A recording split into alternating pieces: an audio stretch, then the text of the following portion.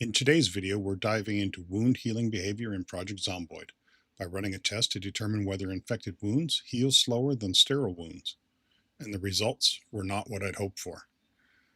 The Build 42.17 patch notes indicated that the wound infection damage factor was now set to 1.0 for the apocalypse, extinction, outbreak, and rising rule sets.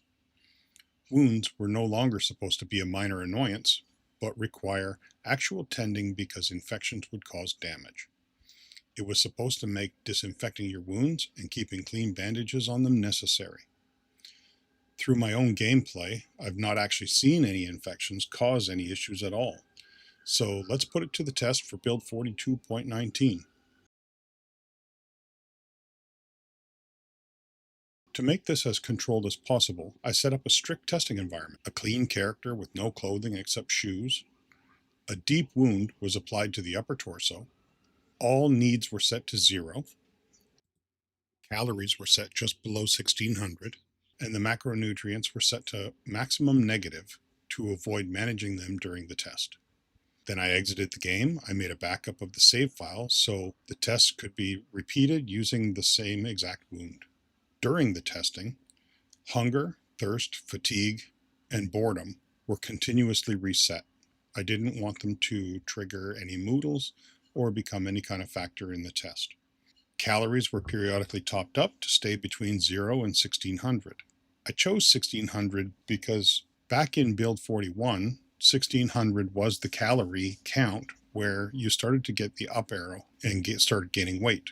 It was during this testing that I realized that in Build 42 it is now 1000 calories where you start to get the up arrow. I'm quite certain that the slow increase in weight had no impact on the outcome of the test. Time was tracked at 1 time speed to avoid any kind of time sink issues.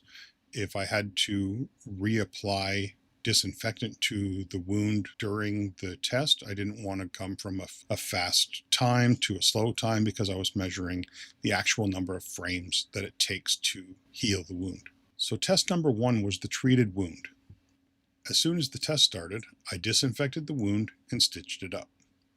Luckily, the wound never became infected for the duration of the treatment. To the first frame where the wound was fully healed, the treated wound took 1 hour, 7 minutes, 1 second, and 50 frames in real-world time.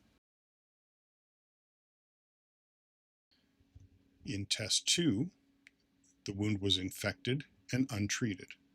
For the second run, I loaded the backup save and added maximum blood to every body part to encourage infection.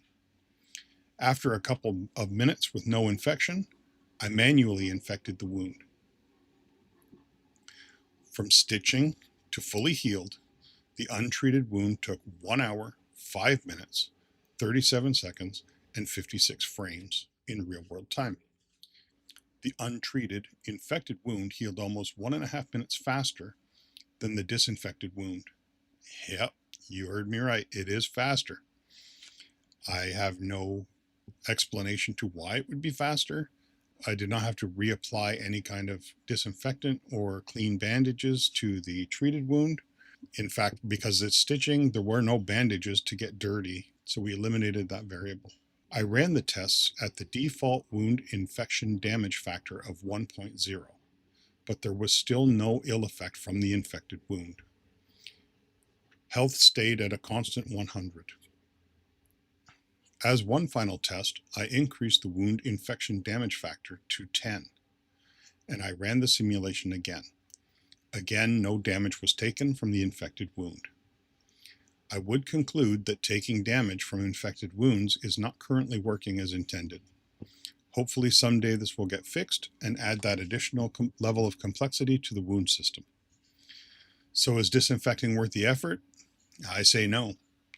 While the pain goes away quicker with a non-infected wound, that minor inconvenience isn't worth the effort of disinfecting wounds, sterilizing bandages, and changing bandages when they get dirty.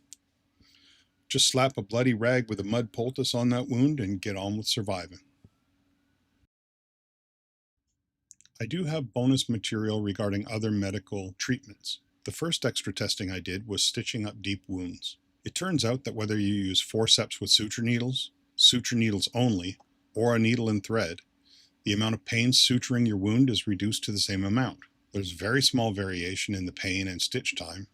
In the test where the wound was sutured using forceps equipped in the primary slot and a suture needle, the pain dropped to 25.822 and the stitch time was 1.9424. Then when using sutures only, the pain dropped to 25.753 and the stitch time was 2.0775.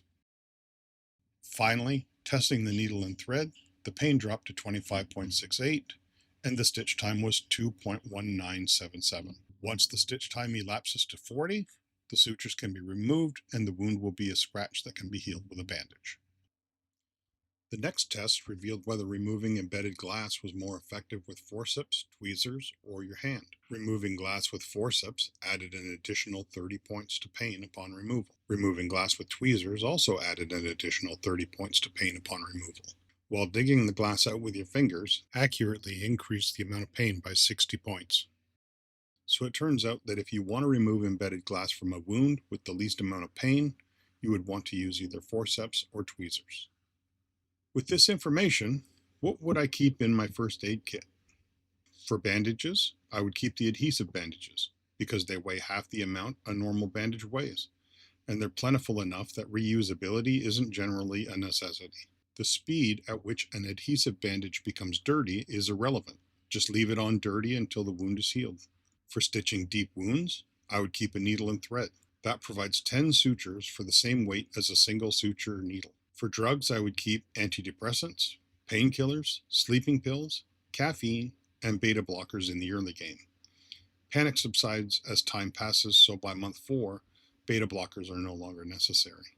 I hope this helps clear up a lot of questions about whether or not you should bother with disinfecting wounds and some of the mechanics of the healing systems in Project Zomboid.